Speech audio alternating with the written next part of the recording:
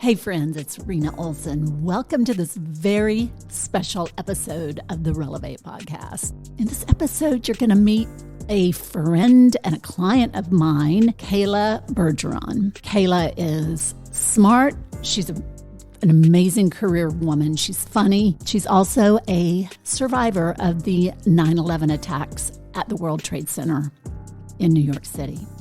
I've known Kayla for a couple of years now, but I haven't fully known her story until this conversation, and kind of rocked my world. And when I see her, I think of that quote, "Be kind, for everyone you meet is fighting a battle you know nothing about." Kayla is one of those people. To meet her, you would never know what she has endured as a survivor of the 9/11 attacks. So this is a tough one, y'all, and it's real life. So I hope you enjoy kind of a very insider look on what happened that day from Kayla's perspective, and then what has transpired the 20 years after the attack. It's a very important conversation, and I'm so glad you're tuned in for this chat with Kayla Bergeron. Kayla Bergeron, welcome to the Relevate podcast. Thank you for having me, Rena.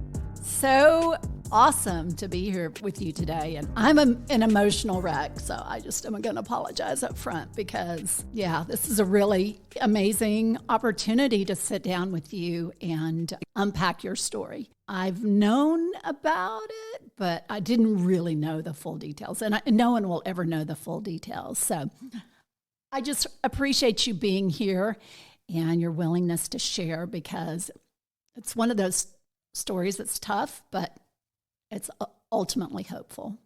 And you're just one amazing woman. So thank you for being here. Okay, so let's kind of take it back a few decades. And if I were to ask you, Kayla, how would you describe yourself on September 10th, 2001? What would you say to me?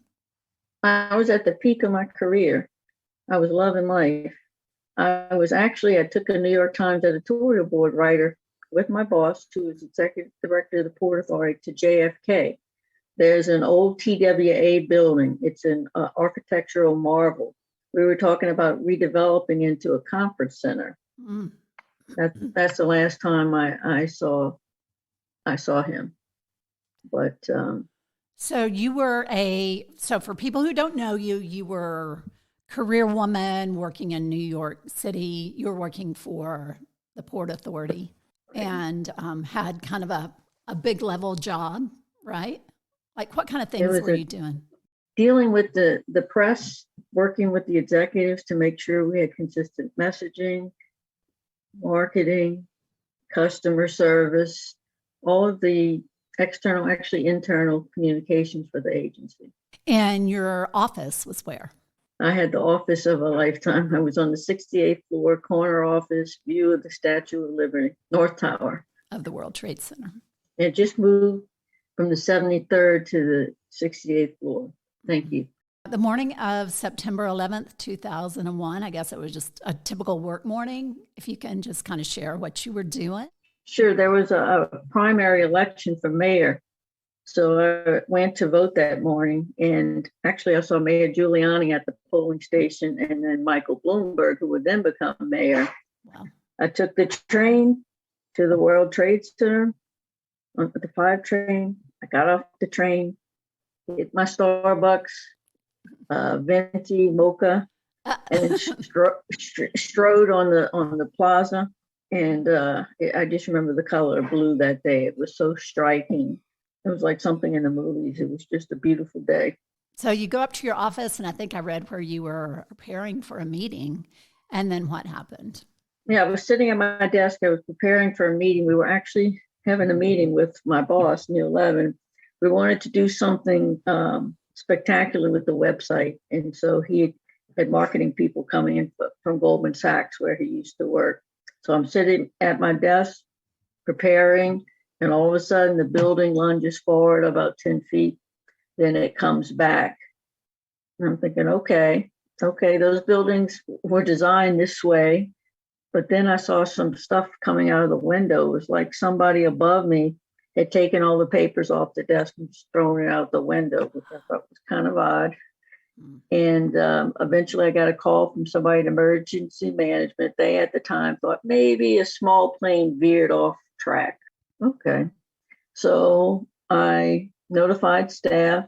We're going to set up a command center at the Marriott, which is what was the case in 1993. And like how many staff were in that building? Well, there's 50,000 staff on the plaza at all those buildings at one time.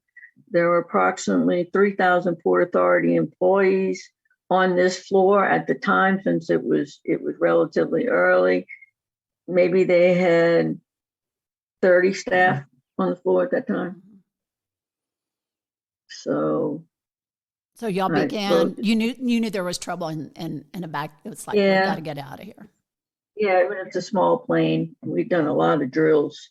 And so I told senior staff we're going to the Marriott. I had sent my staff out. I said we need to hang phone lines, take the flash drive with the business continuity plan, that sort of thing. And then I guess a little time passed, and I texted the people I'd sent out ahead of me. Said, "Okay, you're at the Marriott. Everything ready to go?" They were only 10 flights of stairs ahead of me, which I thought was kind of strange. But it was time to evacuate. A security guard came into my office and said, we have to evacuate the floor. I said, give me a second. Let me turn off my computer. That's what I'm thinking. But I walked the floor with the security guard to just make sure everyone had evacuated. I had a person who had physical challenges, so she required a wheelchair. Two gentlemen had picked her up and brought her in the stairwell, so she was okay. And then actually, as I was walking out the door, the phone rang. And he said, "This is NBC News, Tom Brokaw's office. We want to go live." I said, "I'm so sorry, we're evacuating the building." This was probably an intern. He said, "You don't understand. This is Tom Brokaw's office." I said, "You don't understand. We're evacuating." And I just put the phone down. Again, in those early hours, no one knew. No one knew. Yeah. So we get into the stairs very orderly, very quiet. After the 1993 bombing, they had put some of this glow-in-the-dark tape in the middle of the stairwell. So all we needed to do was stay on the line. But we had to step aside, obviously, when police officers were coming down with people who were injured, or the firefighters were going up with the big oxygen tanks and was it axes. Was it orderly and calm at that point? Orderly and calm. I guess all those drills we had done paid off. Yeah. And so we're just going down. All of a sudden, I run into a colleague in the aviation department, I think on around the 30th floor. We start talking, I get something. And in those days, we didn't have the smartphones like we have today. I had a BlackBerry, but it had a little keyboard. I also had a phone, but the phone service is down. The BlackBerries work. So a friend of mine sent me an article that said, terrorists attacked the World Trade Center. Oh, jeez. So I see my friend from aviation. I said, "I'm going to show you something, but don't react." I showed it to her. We looked at each other and said, "Let's get this line moving." So we're still going down. It's still orderly until we get to the 6th floor. Right before we get to the 6th floor, we just get to the 6th floor, it felt like the earth shook, and our tower shook, and then it twisted, and the stairwell was blocked. What had happened was the South Tower had come down, and so we reached a point where we couldn't go down anymore because it twisted the building. We couldn't open the door. So at the same time, we had these big old pipes. They contain water for the chillers, for the air conditioning system. And so that water is just rushing down. And I'm thinking to myself, well, I guess this is it. you always wonder what it's going to be when you have that moment. How are you going to act? Yeah. And I was calm. Then a few minutes later, all of a sudden, Port Authority police officer David Lim pops out of nowhere, right above us, and he says, "Come up." Now we know the other building went down. The last thing we want to do is go up, but we didn't have any other options, so he took us through the building. The Port Authority had built the World Trade Center, so the police officers and the security guards knew them in and out. Yeah. So they took us to another stairwell, and we climbed over desks. There was wire, there was glass. How many were in your group? The group I was in, I guess we were some of the last people to get out. There were probably maybe 10 to 12 people, but my little contingency was like 3 people. So we walked over to go to the other stairwell. That stairwell too, the pipes had burst there too, and so it was like the Grand Rapids coming down. So as you go down the stairwell, you have to open a door, to get into rooms or what have you, or to exit the building. And so I said, "Oh, wait." I could see this white coming out, and I'm thinking, okay, that's the sky, we're okay. So there were like 3 of us in our group now, and where we were, it was like being in heaven.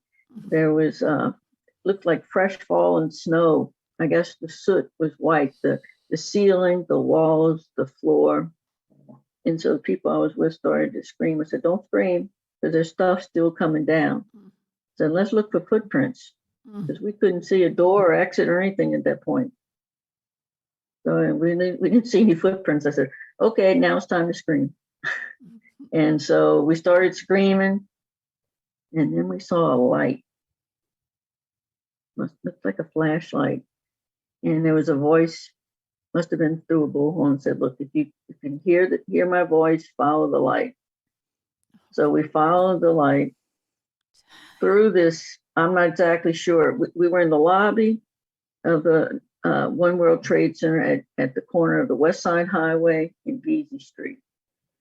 So we came out through the side of the building, and the devastation was unbelievable.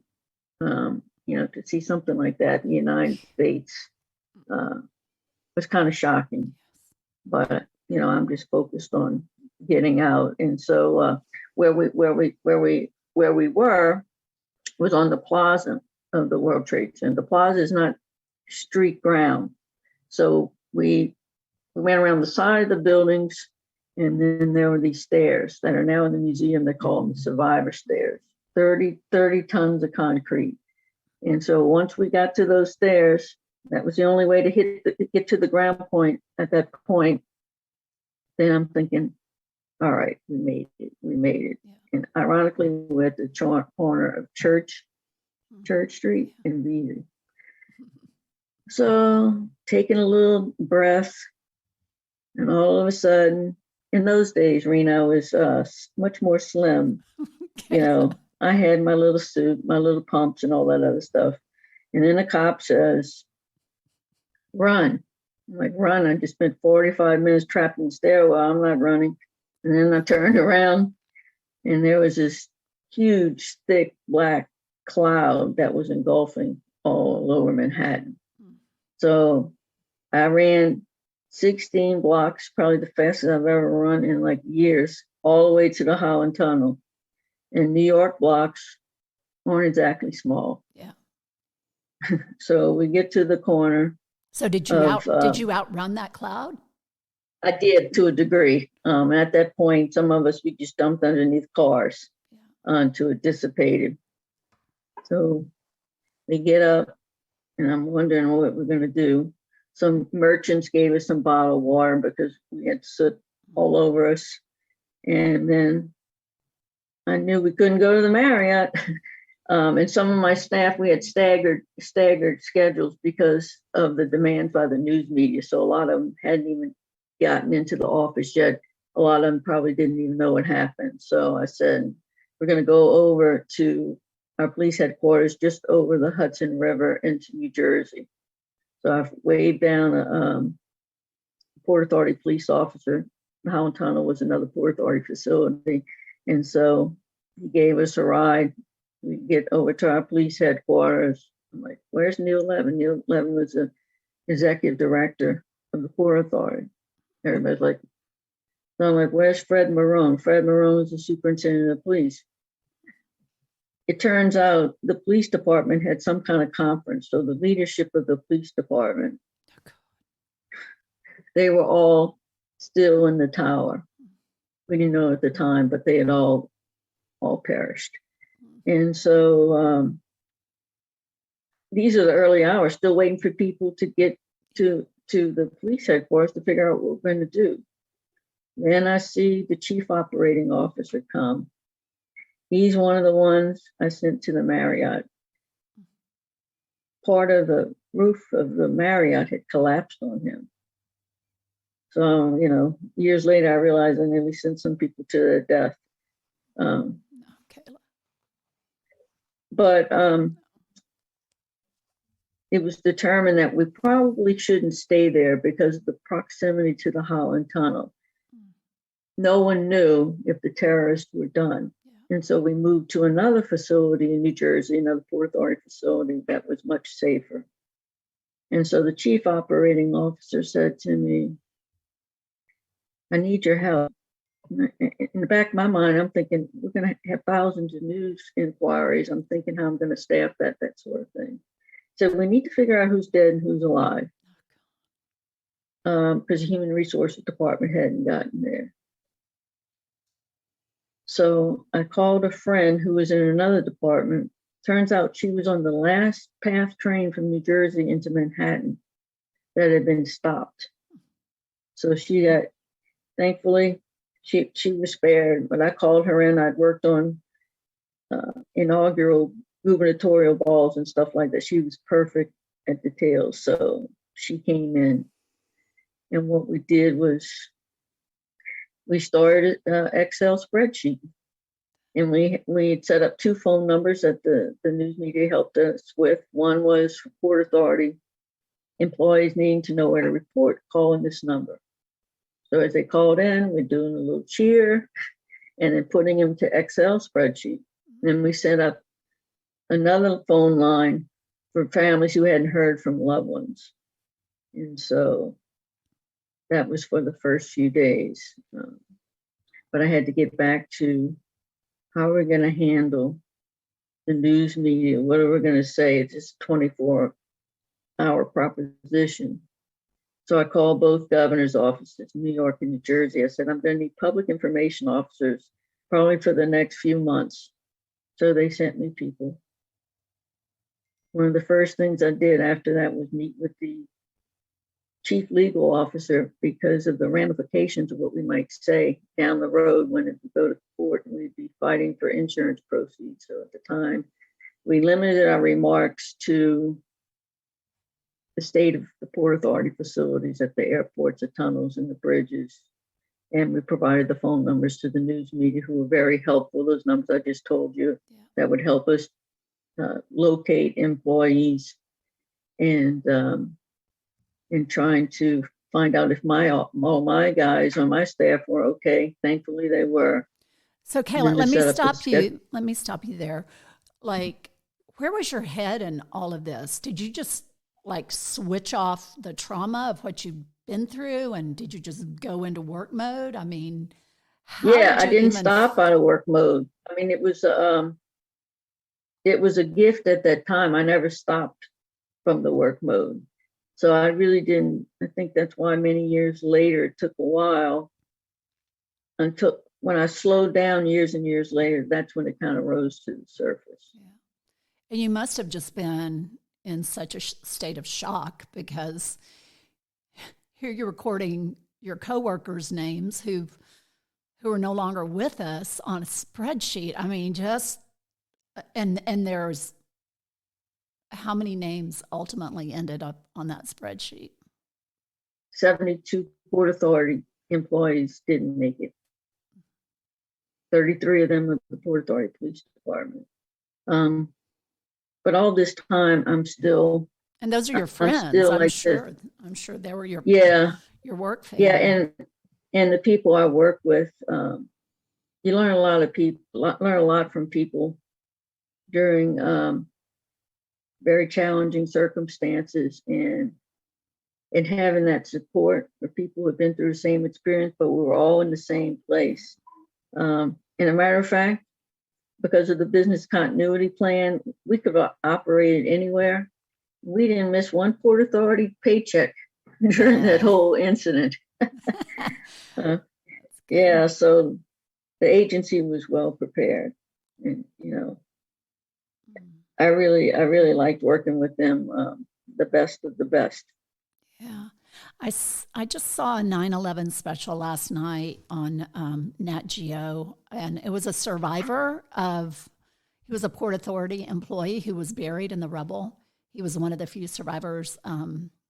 Sergio, somebody? Oh, I think he was an engineer. Yeah. I didn't know him. I knew of him, but I didn't know him. Yeah. And he just had, there were so many miraculous things that had to happen for him to survive. I mean, you think about the, your Port Authority officer who was there who said, come this way. And the timing of that, I mean, did he make it out, Kayla? He did. And he just retired. I'm in touch with him. What about your friend Patty Clark? She's okay. She's okay. She actually had her son was in daycare that day. And this is kind of funny. We were in the stairwell. She wanted her husband, who was out in California on business, she wanted him to know that she was okay. Yeah. So and she was one of the people. She was one of the people Yeah. with you in that group that was coming down in the stairwell. Yeah, she was in the aviation department. We buddied up in the stairwell. So she used my BlackBerry to send her husband, whatever her husband's name is, hey, I'm okay. So by the time he sees that, she said they're not TV people or anything. It's like, who is this Kayla? Because the note came from me. all the funny stuff. Wow. So yeah, those are those moments. And every September 11th, I have a call that I do with former colleagues and actually some people in my life now. And it's a uplifting call. We don't dwell on, the obvious, but there's so many interesting little stories in between that we were able to laugh about, in those months. Yeah, for sure. So how many funerals of friends did you attend in those about 30 days? About 33. And I guess you'd go to a funeral and then probably just go right back to work. Exactly. And we had in October, we had a tribute ceremony at Madison Square Garden. That was hard. I just remember Catherine Battle singing Ave Maria. It was so moving.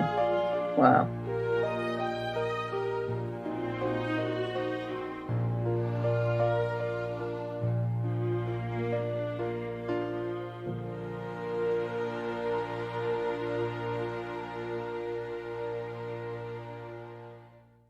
Let's talk a little bit about the aftermath.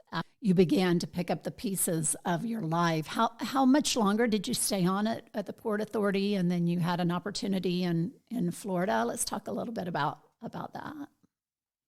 For context, we went from rescue to recovery, rebuilding, and we had through the 9/11 Commission sort of reliving, which was very difficult because grieving parents brought photos of their sons and daughters who died, and they pointed the finger at us in the Port Authority.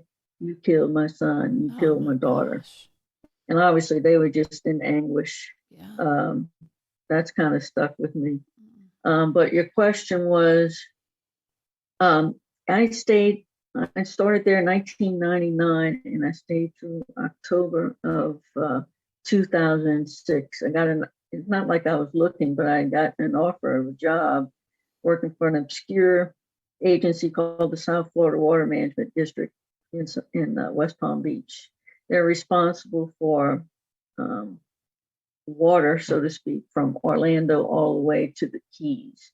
But what interested me the most was restoration of America's Everglades. That was another fantastic job to see how, after years of legacy phosphorus destroying the waterways, we were actually using plants to clean the water. So that was an incredible job. At what point did you begin to struggle with, would you say it was mental health issues, or how would you describe your struggle, Kayla? In 2011, the economy began to wane, and so there were cutbacks by the agency through Tallahassee. And so there was a 180 manager workforce reduction. Of course, public relations, marketing, all that's the first to go. And so I was let go. I was part of that. And so that was 2011. 2012, my mom was diagnosed with stage 4 lung cancer. And I guess that's when things started to get a little difficult for me. I didn't know at the time. I still have it somewhat today, is that the anxiety is so paralyzing, it affects you physically. But all I could think was, well, okay, I was let go from a job. My mom's diagnosed with lung cancer. I didn't know what this agony was.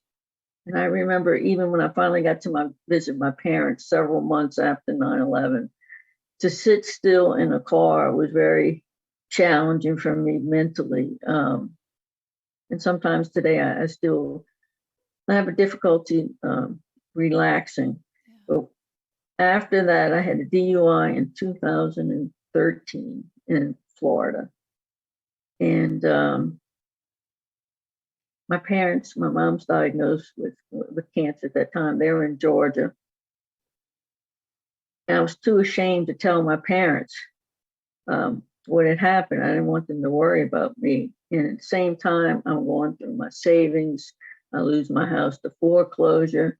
I guess I was a mess, but I lost my license for 6 months, my driver's license.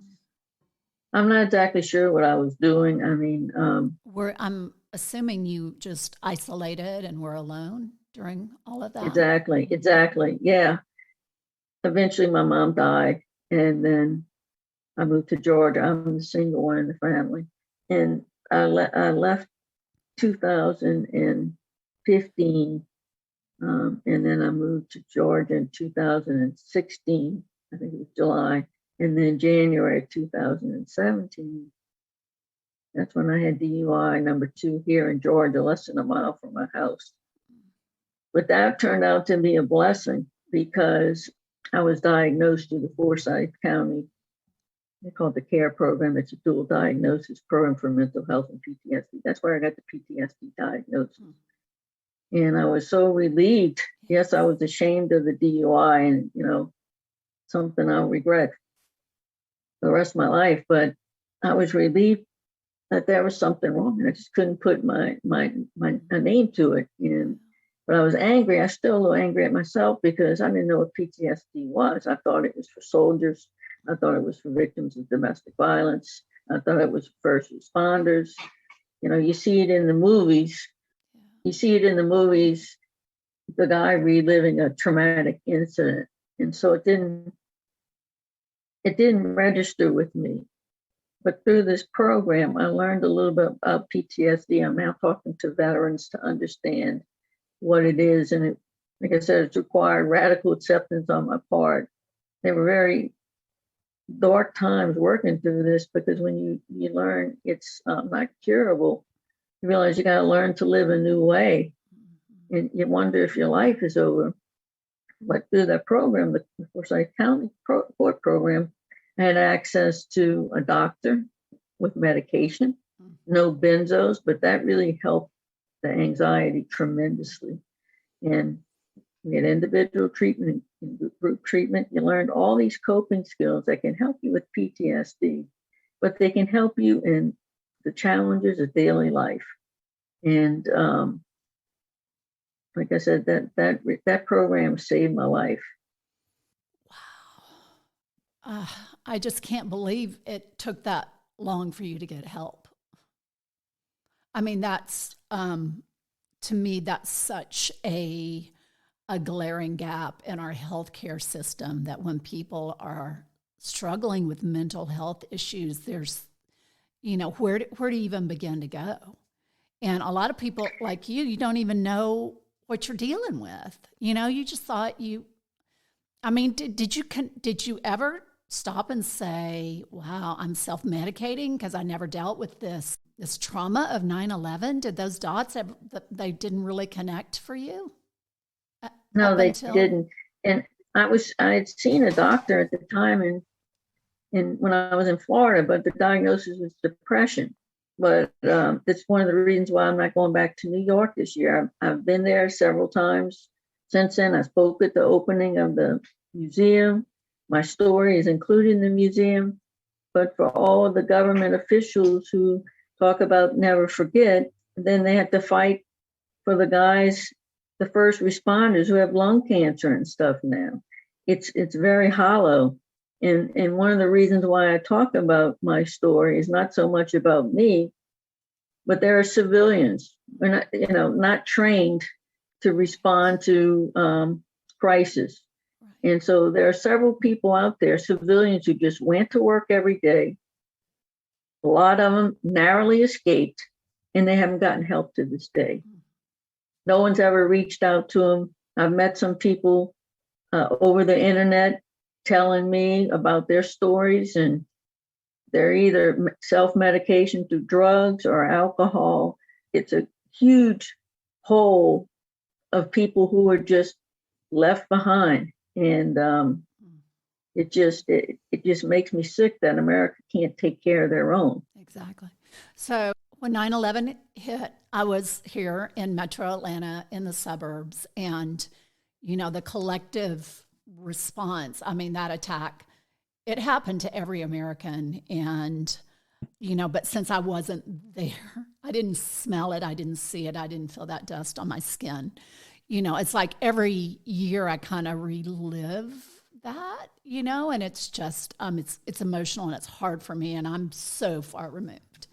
So I can't imagine for you to be there and for you to have that burden that you have to carry every day of your life, and the fact that you're still standing and you fought back to piece it together as best as you could.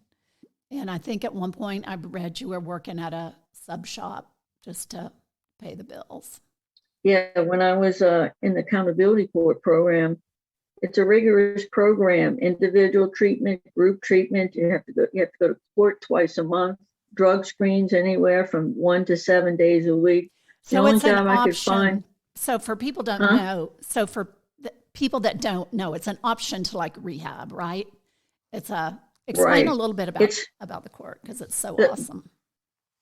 Well, when I was in Florida, just through my experience, when I had my first DUI, I had to drug screen like once every 2 weeks, and I could pick the day. And the only other requirements, I went to a recovery meeting. When I got here, it's totally different. Here, you have the legal requirements, but they have a treatment program for Sept County.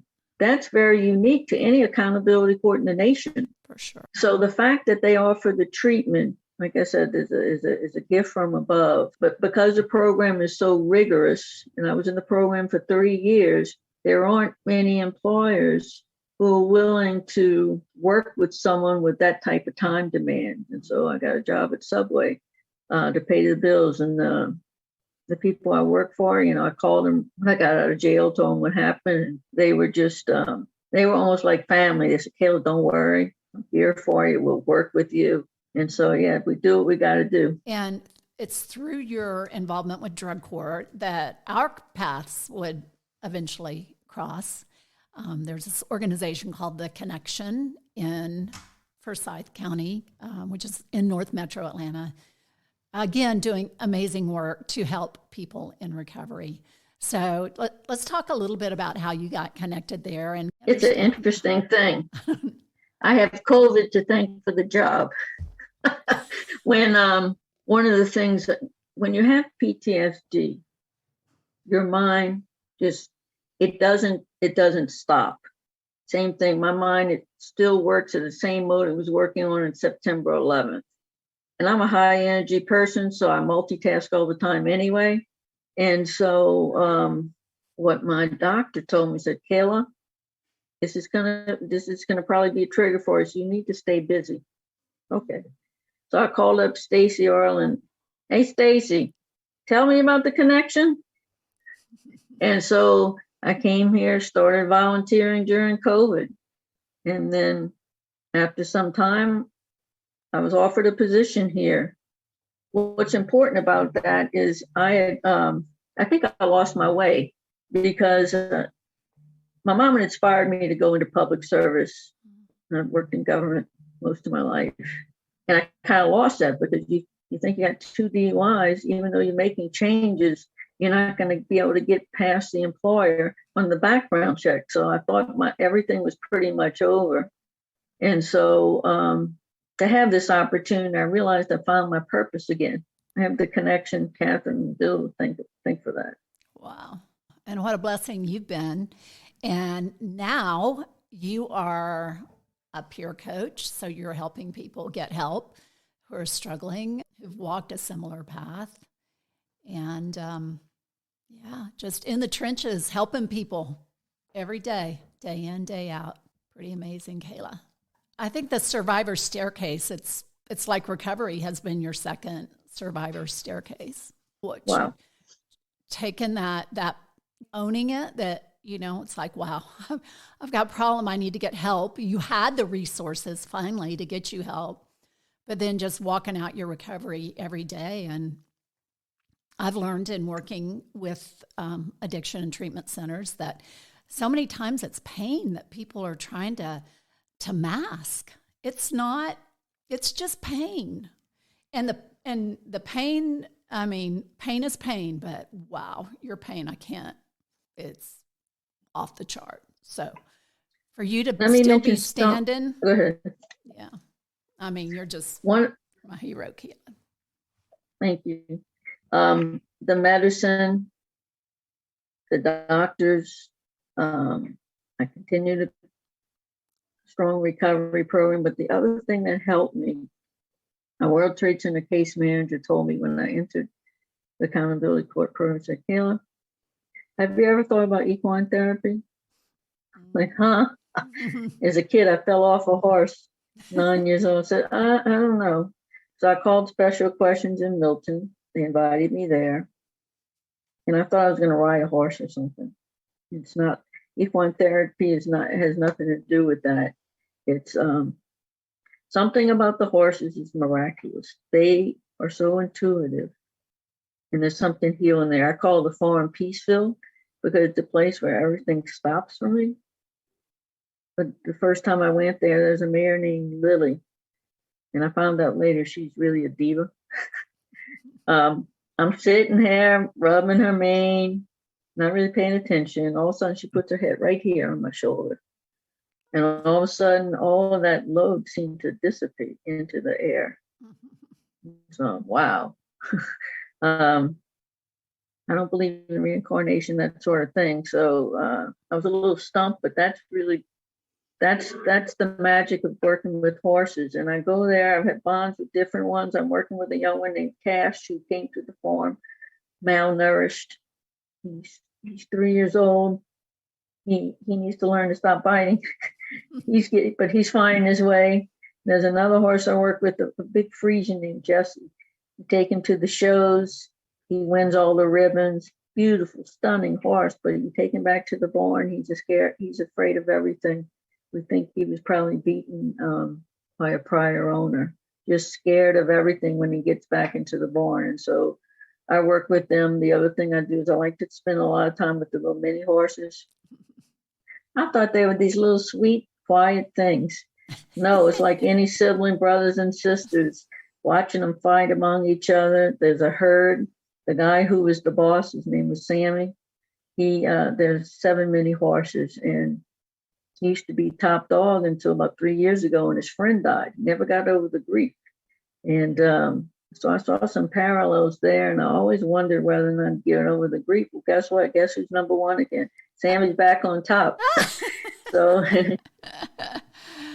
yeah, so that's really been helpful to me too. And just, as we say in the recovery program, doing the next right thing, helping other people.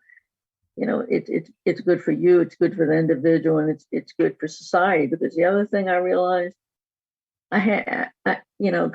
you're responsible for our actions. I needed to be arrested. I needed to go to jail. I needed that treatment program. Part of that is the giving back. I don't view that as a 20-hour thing. I just view that as an act of redemption, and that's what I need to do. That's what I owe. That's what I owe society. So it makes stronger communities if people are in recovery, don't get behind the wheel. Oh, my dear. It's complicated. I mean, and I look at you and I see you as a servant leader. It's not a debt you have to, there's no debt to pay. I mean, you're giving of yourself. And that's the beautiful thing about serving. It's like when you do that and you do it with open hands and an open heart, the healing comes. I mean, you're helping people, but you're getting helped along the way. It's like your therapy horses. It's a beautiful mutual thing.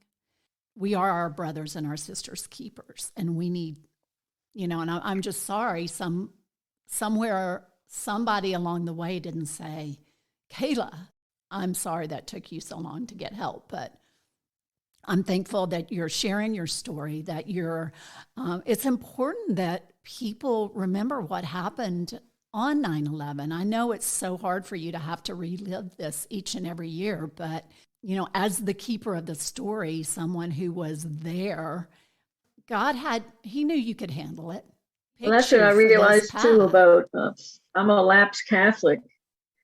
I had to deal with people who raised issues about where was God that day, where was God that day. I told myself I would never do that. But through recovery programs, I've gotten stronger in my faith. And I realized that moment there had to be an angel with me in that stairwell. Absolutely. As I see Hazel in and out of the photo, who knew she would photobomb us? Also, and when I got that DUI in January 2017, a month later, my dog died. So guess what? I made that my sobriety anniversary. So at some point, I'll get another dog. I just want to continue working on myself. Yeah. And then get a service dog. Exactly. I see that little puppy energy. I know. And that's good healing for the soul too, and good companionship. Well, just such an honor to call you my friend and to be able to work together. And oh my gosh, I just can't believe what a survivor and what a fighter you are, and what a difference your life is making for so many people. So stay strong, Kayla. You've been through hell and back many times, and you're still going. Thank you. Thank you, Rena. It's been a pleasure to work with you. I think of you as a steel magnolia. Whatever that is. Yeah, no, that's a good thing. I'm from New Orleans, so there's a lot of strength in us Southern girls. I know. Yeah. Okay, my dear. Well, thank you for sharing your story, and extra prayers coming your way as we hit this 20-year anniversary for 9/11. One question for kind of the younger people: what is important for them to remember about 9/11, or for them to know from your story? I think we need to value each other. There's hate in the world. It may always exist. We can't change other people. We can change how we treat each other. We live in a world, some people get angry. They unfriend them on Facebook to vaccinate, to not vaccinate, to judge other people by that. We need to be able to learn to agree to disagree, and to just respect each other and to be kind. So simple, right? Exactly. And I think you're such a perfect example of that, because to see you, to know you, you would never really know that you carry such a tremendous burden on your heart and have been through such trauma. So it's like, just looking at people, you don't know. Be kind. That's true. Yeah. Be kind. Okay, my dear. Thank you for sharing your story. Keep on keeping on. All right, Rena. Okay. I love you, sister. 9/11 for me it's hard. It's something I experience, once a year when the anniversary comes around, and my heart is crushed when I see the attack that happened to our country. It was deeply personal for me, and I think it was for most every American. It was, in the aftermath, American flags sold out. Everybody was driving around with flags on their cars, and really felt that the tragedy unified us in a lot of ways. And that was one good thing that came out of it. The other is we just can't forget. We can't forget who the enemy is and how vicious the attacks can be. All of that, that's been hashed over time and time again. But I think it's important for us to remember the survivors. And I think it's really a travesty that Kayla hasn't received support in any number of ways as a victim of that attack. So I'm not sure where we could go from here. Remember her in your prayers. If you have people who have resources for those who have PTSD, for civilian PTSD victims, reach out to me and I'll connect her with those. She's walking it out one day at a time, one step at a time. This time of year is really, really tough on her, understandably so. And I'm just so thankful to have her as my friend. She is a true American hero in every sense of the word. And the fact that she hasn't given up, one foot in front of the other, that is recovery. And I admire her so much. And I'm so glad to share her story with you, my listeners. Thank you so much for being here, for tuning in, for sharing this very important episode of the Relevate podcast. There is hope in her story, to be brave, to carry on, to just not quit. I'm Rena Olson, and this is Relevate.